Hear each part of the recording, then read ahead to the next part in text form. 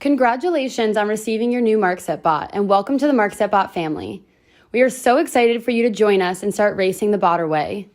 Through this video, you will learn how to set up and install your bots, as well as some helpful tips and tricks to make sure that your bots work the best that they can.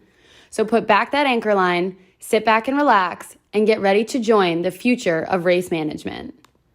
When you first receive your bots, they will come packed in boxes. It is important that you keep all of the packing materials that came with your bots so you have everything necessary to ship your bots back at the end of your lease or event. The rest of the bot is packed into a large plastic bin. Inside this bin, you will find the hull, which is the deck and pontoons, the top side, a charger, and a pump. When you unpack your bots, it is best to do so where the bots will be stored.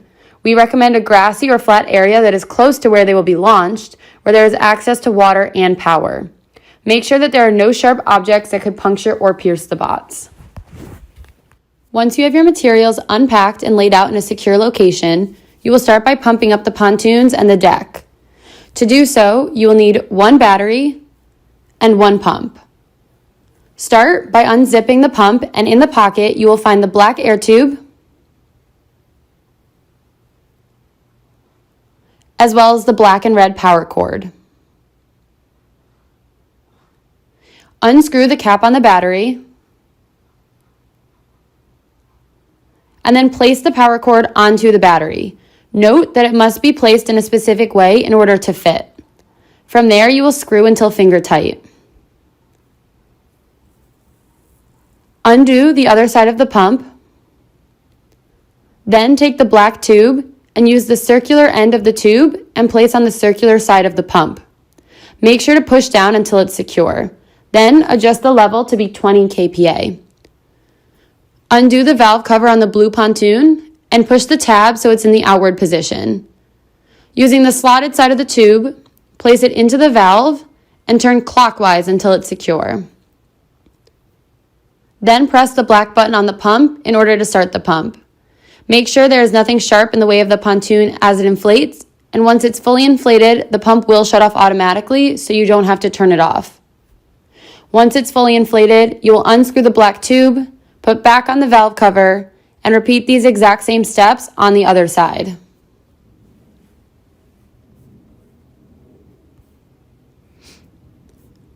Once both pontoons are inflated, you'll move on and inflate the gray deck. This process is almost exactly the same as with the pontoons, but you must adjust the setting on the pump to be 40 kPa as opposed to 20. Once you have the pump setting adjusted, you will undo the valve cover, push the tab so it's in the outward position, use the slotted end of the black tube, place it on the valve, twist clockwise until it's secure, and push the black button on the pump. Remember that the pump will automatically turn off once it's fully inflated. Then you will unscrew the black tube, replace the valve cover, and your deck and pontoons are ready to go. With your hull fully inflated, you will now move on and place the battery onto the hull. This process is easiest if you remove the pump, but keep it close by because you will be using it again later in the setup process. With the battery, you want to make sure that the on-off button is facing the same direction as the valves on the deck. Pick up the battery, making sure that the handle is in the locked downward position, then place it into the open slot. Push down so that it fits snug in this spot. Then you're going to take the buckles and secure them over top the battery. If the buckles aren't fitting, then the battery must be pushed down further into the slot. Once it's secure, you're ready to move on to the next step. Once you have your battery placed, you need to find the motor with the corresponding serial number. It is crucial that you find the motor that has the matching serial number to the battery because otherwise the bot will not work.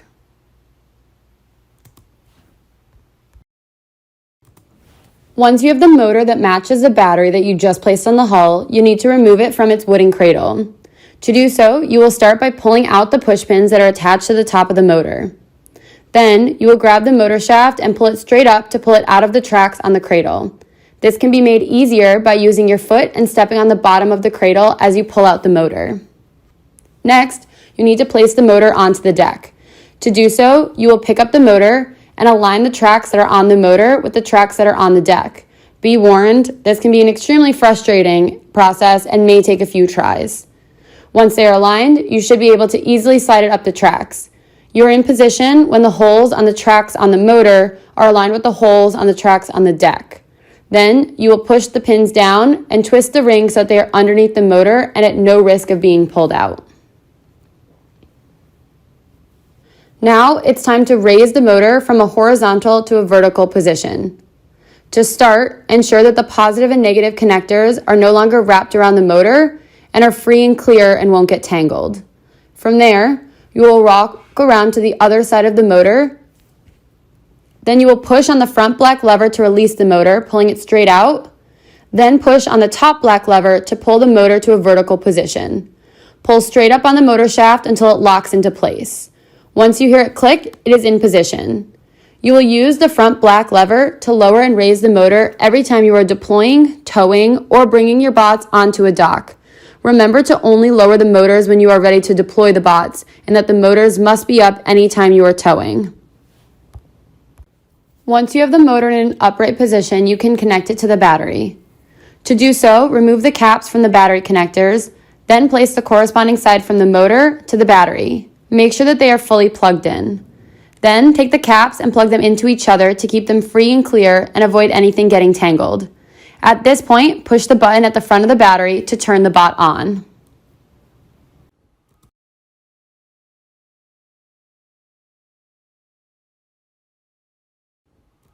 It is now time to place the topside on the deck and unroll it so that it goes over the front. Make sure that you have the valves on the topside facing the same direction as the valves on the pontoons and deck. With the topside facing the right direction, start to unfold it. Grab the side closest to the motor. Then you're going to lift the topside over the motor head. Be careful that it clears the motor head and doesn't get tangled or stuck as it comes down. From there, you will gently pull the topside so that the valves are in line with the valves on the deck and that the four corners fit loosely around the four corners of the gray deck.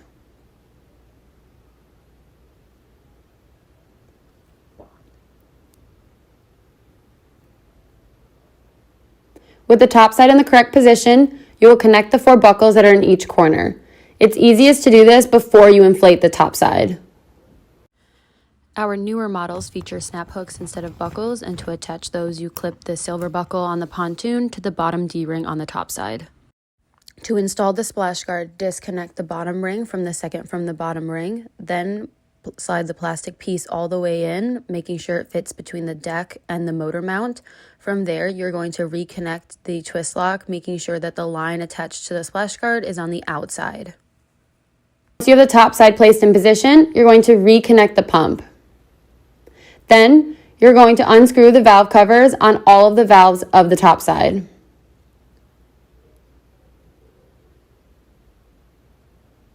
Push the tabs so that they're all in the outward position. Then grab the slotted end of the tube and place it in the valve of the bottom topside ring and turn clockwise to secure. You'll then change the setting on the pump to be 15 kPa and press the black button to let it inflate. You will then repeat this process on the 3 other rings. Once the topside is fully inflated, you're going to re-screw the valve covers, and then your topside is ready to go.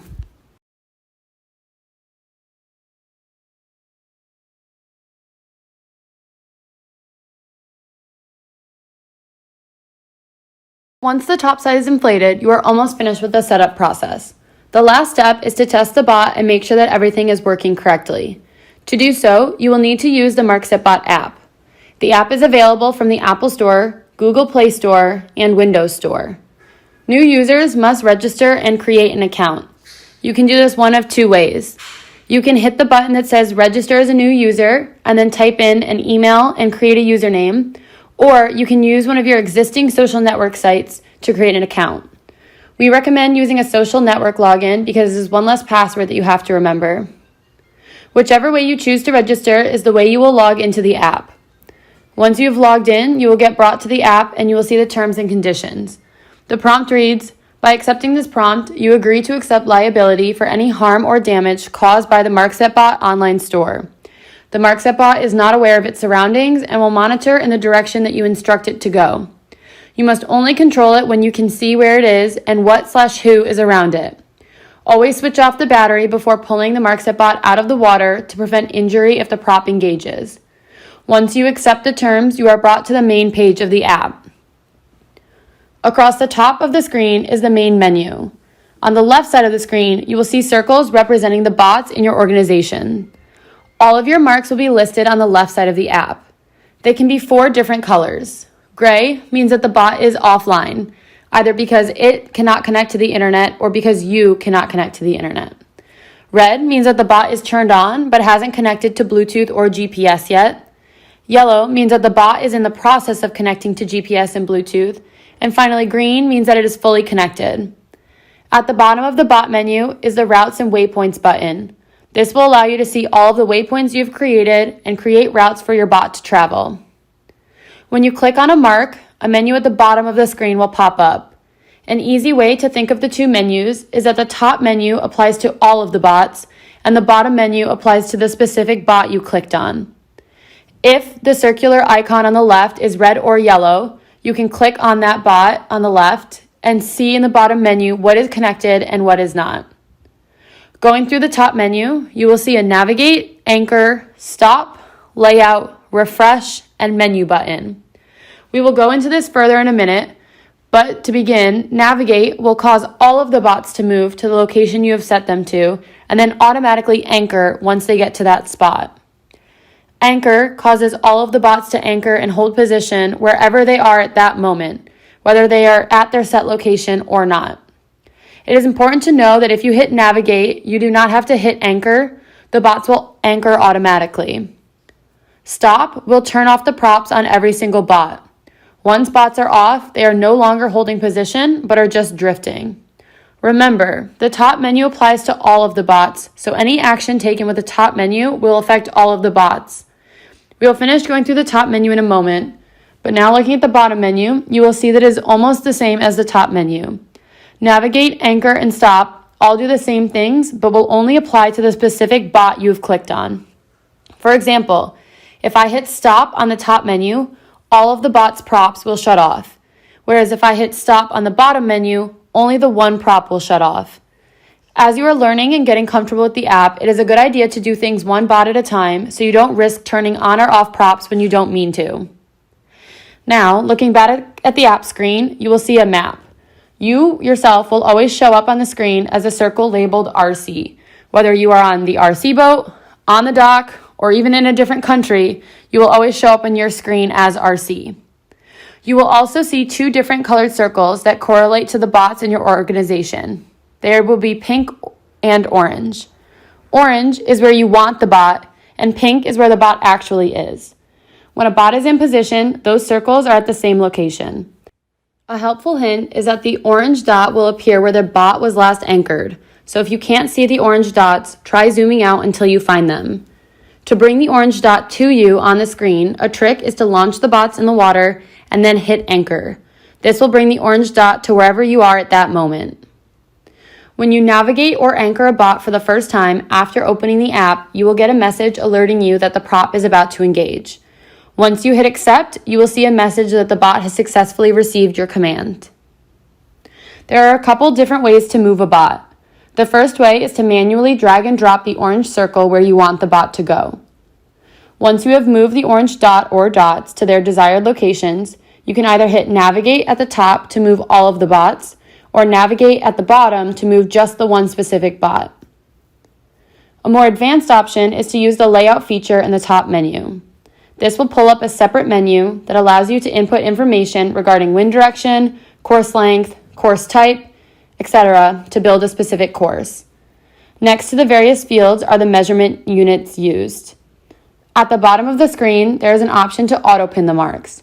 If you choose to auto-pin, then the orange dots will automatically go to their specific locations. This does not mean that they will automatically start navigating, but you won't have to drag and drop the orange circles. If you instead choose not to auto-pin, then the course layout diagram will appear on your screen, but you'll have to manually drag and drop the orange circles to their correct locations. In order for the bots to go to their intended locations, you must assign them roles. To do so, head back to the main app screen and hit Menu on the top menu. From there, you will click on Configure Bots. This will bring you to a screen where you can give each bot a 2-character name and assign it a specific role on the race course. For example, windward, leeward left, start, etc. Then you will hit Save All in the bottom left, and your marks are now assigned roles. This means that when you create a layout and hit Auto Pin, the bots you have assigned to be the windward mark will pin itself to the top of the course. Again, you still must hit Navigate for the bots to move. You can hit Navigate on the top to cause them to all move at once, or you can click on each individual bot on the left and navigate each one separately. Moving through the rest of the upper menu, you will see the Refresh button. In layman's terms, by hitting this button, the app asks each user with the app open, as well as each bot, for an update. The app automatically refreshes data every 7 seconds, but if you want to see where the location of the bots or other users are at any moment, you can tap that button. To see specific information about each bot, you can click on its pink dot on the map screen. The pop-up that appears will show you what percentage the prop is spinning at, the speed and direction of the bot, how far away it is from its waypoint or set location, and distance from the RC. Remember that this is you. This is helpful if you are tracking a specific bot as it moves, because you can see how fast it's going and how far away from its intended location it is. If you are having trouble getting your bot to connect, you can try resetting the ProNav GPS system. To do so, click on the bot and in the bottom menu at the battery icon. Here you will see what the battery level is, as well as various commands. One command is Reset ProNav. When you hit this command, the ProNav will start the reset process. You'll see that the green circle on the left in the bot menu will turn red and then yellow as it reconnects to Bluetooth and GPS. Then it will turn green when it's back connected. Getting back to our physical setup process, the last step to take before you are ready to launch your bots is to test them and make sure everything is set and working properly. To test your bots, you will click on the specific bot in the left menu, and then in the bottom menu, you will hit Remote. This will bring you to the manual remote screen. This screen will allow you to manually drive the bots by moving the motor head left or right and adjusting the speed of the prop. Remote driving a bot is difficult and should only be done by advanced bot users. All users, however, will use this screen to test the bots before you launch them. To test your bot, first make sure that the prop is free and clear of the deck, and then when you turn it on, it won't hit or puncture the deck. Place one hand on the motor shaft to ensure that it doesn't move. Then, with your other hand, hit left on the app a few times and look to make sure that the black collar at the bottom of the motor shaft is moving left. Then, hit right a few times and check that the black collar is moving the other direction. Finally, you will test the prop by hitting up a couple of times and then hitting go. The prop will start spinning, and at the top of the screen, you will see what the prop speed is. Slowly hit up until the prop is spinning at 100%. Then you will hit stop. If, by any reason, you are having trouble with your bot staying in position, you can hit calibrate in this remote screen and the compass will recalibrate. Note that you only need to hit calibrate if you are having a problem.